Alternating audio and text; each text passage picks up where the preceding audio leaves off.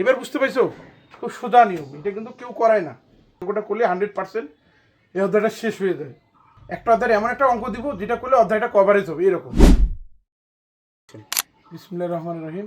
আমি এমন একটা অঙ্ক করাবো 10ম অধ্যায় দ্বিপদী বিস্তৃতি, যেটা করলে এই অধ্যায়টা পুরাটাই কভারেজ দেবে এবং এই অধ্যায়টা করলে 100% পরীক্ষায় আসবে, এসএসসি পরীক্ষায়। একটা অঙ্ক করলে এই অধ্যায়টা শেষ। এমন একটা অঙ্ক আমি দিয়েছি এখানে। যাদের পরীক্ষা রবিবারে আছে 2026 ব্যাচ, তাদের জন্য খুবই ইম্পর্টেন্ট এবং 27-28 ব্যাচের জন্য এটা একটা ইম্পর্টেন্ট অঙ্ক, যা করলে এই অধ্যায়টা কভারেজ দেবে। যাই হোক, আমরা শুরু করি। দুইটা দ্বিপদী বিস্তৃতি আছে, একটা এটা একটা এটা প্রথম, এটা দ্বিতীয়। এখন বলছে প্রথম দ্বিপদী মধ্যপদ নির্ণয় করে, এটা প্রথম যেটা তার মধ্যপদ নির্ণয় করো, এটা একটা। প্রথম দ্বিপদীর এক্স বর্জিত পদের মান নির্ণয় করো। তার মানে এই অঙ্কটার মধ্যে মধ্যপদও আছে, এক্স বর্জিত পদও আছে, আর কি আছে, আর একটা দিছে, সেটা হলো এখানে এন এর মান কত। এইটা কিন্তু খুবই দরকার, বাচ্চারা বা স্টুডেন্টরা এটাই চায় যে আসলে মধ্যপদ কীভাবে বের করে, এক্স বর্জিত পদ কীভাবে বের করে, এন এর মান কীভাবে বের করে। এটাই এই অধ্যায়ের মূল সমস্যাটা। সেটাই আমি আজকে করাবো তোমাদের, অনেক সোজা এবং সুন্দর নিয়মে করাবো, যা এর আগে এইরকম নিয়ম কেউ করায়নি। তা আমরা শুরু করি। তা তোমরা এটা আসলে স্ক্রিনশট দিয়ে রাখবা বা পজ করে দেখবা, প্রশ্নটা নিয়ে রাখবা। আমি মুছে দিলাম প্রশ্নটা।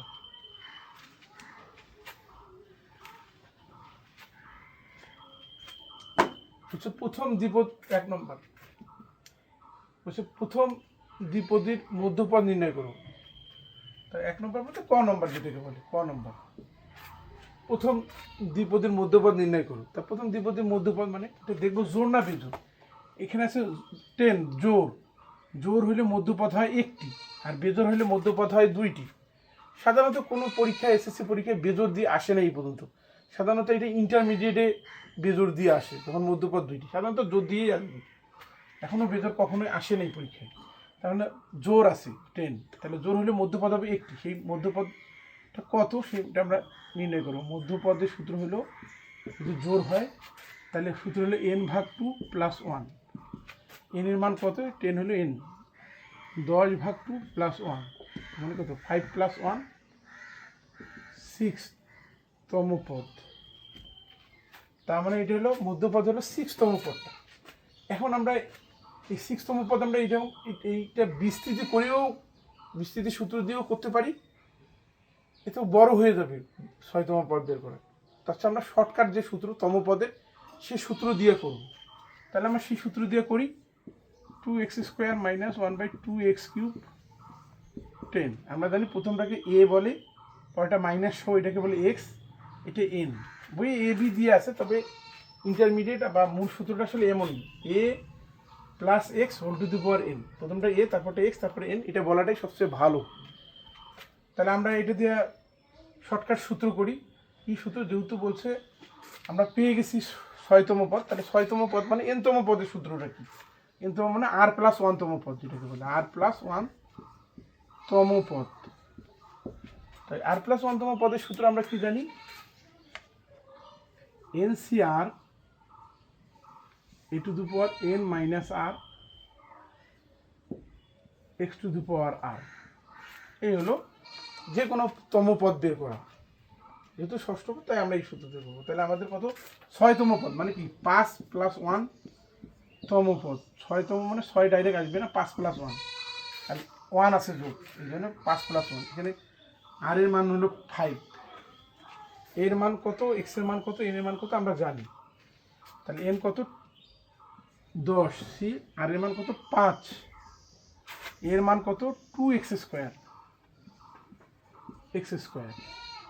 এন এর মান 10, আর এর মান হলো 5, এক্স এর মান হলে এই চিহ্ন সহ নিতে হবে, -1/2x³ তার পাওয়ার কত, আর মানে 5। এই হলো আমার 6তম পদ, যেটা হলো মধ্যপদ। তাহলে আমরা এটা ক্যালকুলেশন করি। যদি ক্যালকুলেটার চাপি, 10C5 যদি আমরা ক্যালকুলেটার চাপি, আমরা ক্যালকুলেটার নিই, ক্যালকুলেটার যদি চাপি তাহলে আমরা কি পাই আসলে, ক্যালকুলেটার চাপলে আমরা কী পাই আসলে? এটা পাই হলো 252। আর এখানে মনে মনে এটা 10 থেকে 5 গেলে 5, মনে করি 5 আছে, তাহলে 2 এর পাওয়ার 5 মানে কত? 32। ক্যালকুলেটার চাপলে 5 আছে, তাহলে 2 এর 5 দিয়ে গুণ দিলে 10।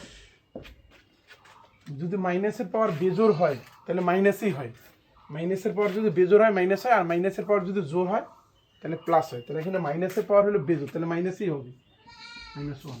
আর 2 এর পাওয়ার 5 মানে 32, আর 3 5 কত? 15। এই হলো 15।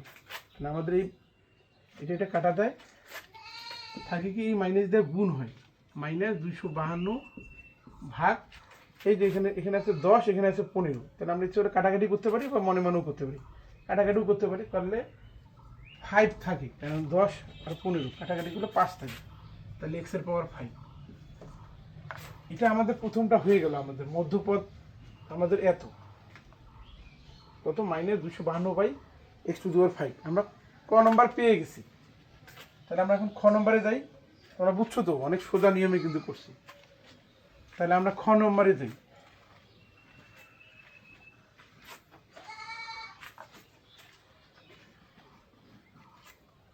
খ নম্বর কি বলছে?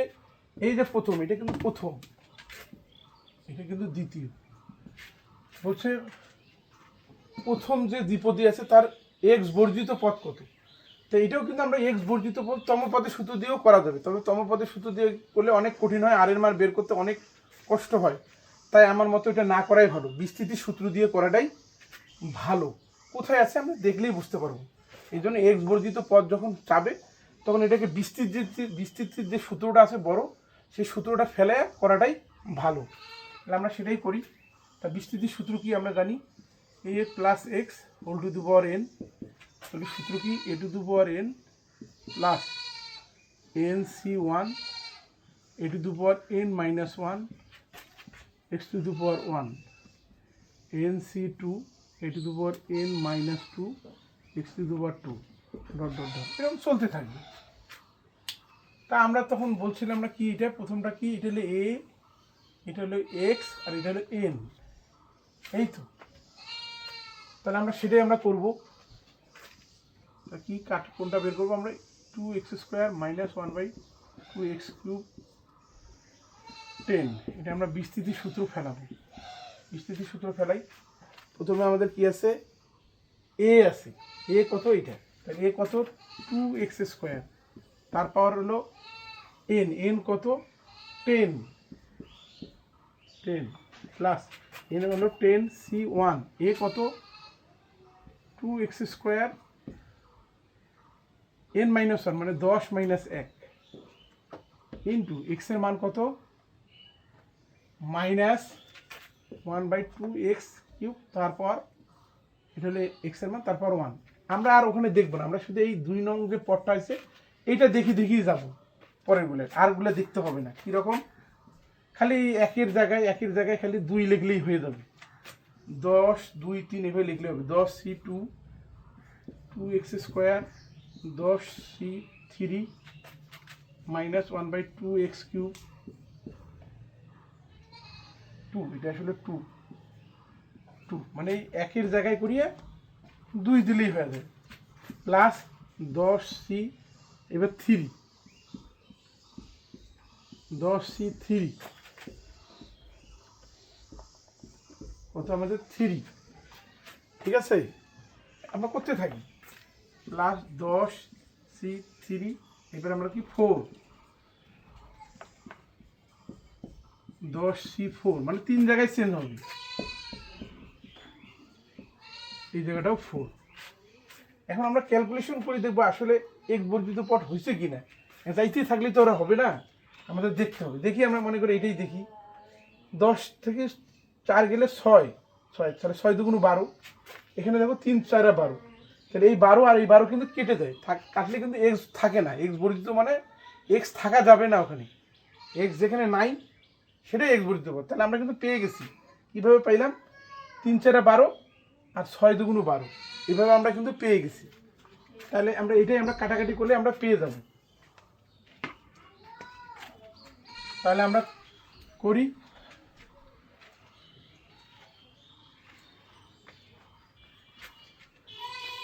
আমরা এখন আর আমরা আগেরগুলো ক্যালকুলেশন না করলেও হবে, খালি এটা নিলেই হবে। যেহেতু দেখছি আমরা এখানে কাটাকাটি যায়, তাহলে সুতরাং এক্স বর্জিত পদ 10c4 2x², এটা 10 থেকে 10 থেকে যদি 4 বিয়োগ করি আমরা 6 পাই, 2x³ এটাও 4, এটা লিখলেই হয়ে গেল। তাহলে আমাদের 10c4, আমরা যদি 10c4 করি, এটা যদি ক্যালকুলেটার চাপি, 10c4 যদি ক্যালকুলেটার চাপি, তাহলে আমাদের আসলে 210, 2 এর পাওয়ার 6 যদি চাপি 64, 6 দুগুণ 12। এই যে মাইনাসের পাওয়ার এবার কিন্তু জোর, আমি বলছি মাইনাসের পাওয়ার জোর হলে প্লাস হয়, তার মানে মাইনাসটা গায়েব হয়ে যাবে, প্লাস। তাহলে 2 এর পাওয়ার 4 মানে 32, আর 3 4 কত 12, এই মিলে গেছে, এই মিলে গেছে দেখে আমরা এটা নিলাম, এই মিলছে দেখে এটা নিছি, এই জন্য এই পদটা নিছি, এততম পদটা নিয়েছি। এখন 32 দিয়েও কাটাকাটি করি, 32 দিয়েও আমরা কাটি,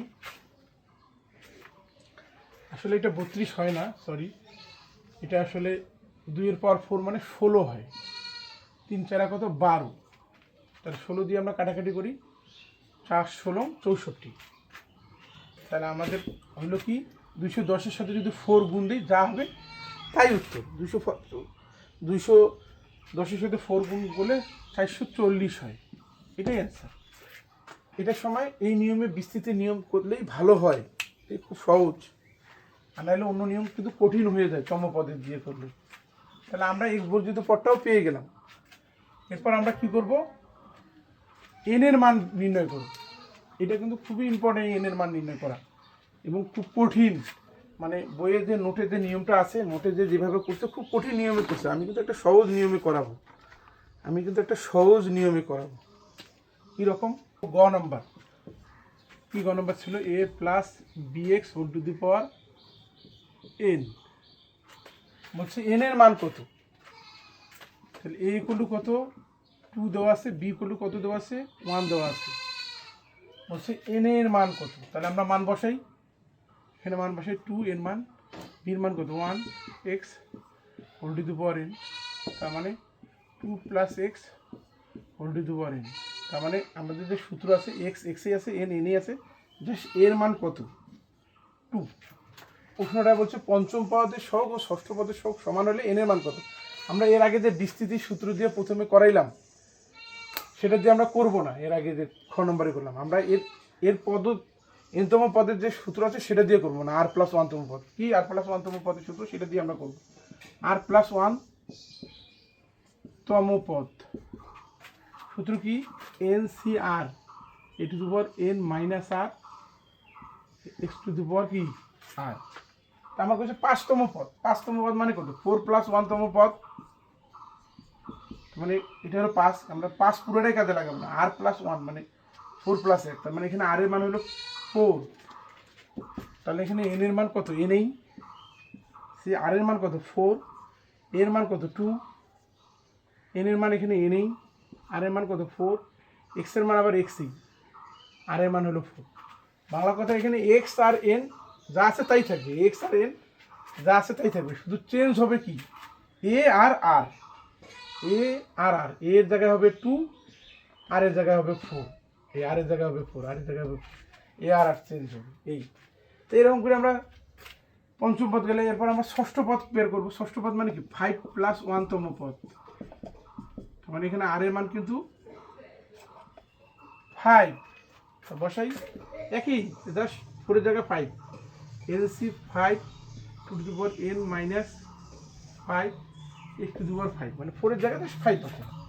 এখন বলছে প্রশ্নে বলছে এই দুটো সহগ নাকি সমান, সহগ সমান, সহগ মানে কি x বাদে যেটা থাকবে সেটাই সহগ, তাহলে x কি আছে, এটা x x x বাদে সামনে যেটা থাকবে সেটাই কি সহগ, তাহলে এই বলছে প্রশ্নের মতে বলছে এই দুটা সহগ সমান, তাহলে আমরা কি লিখতে পারি, সুতরাং NC4 two the power n minus 4 NC5 two the power n minus 5, এই দুটো সমান।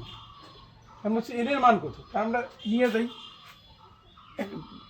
এক পাশে করে নিয়ে আসি, এটাকে আমরা ওই পাশে নিয়ে যাই, তা নিয়ে যাই, তাহলে 2 এর পাওয়ার n মাইনাস 4 ভাগ এটা এদিকে নিয়ে আসি 2 এর পাওয়ার n-5 আর এটাকে ওই পাশে নিয়ে যাই, মানে যেটা যে পাশে নিয়ে যাওয়া লাগে।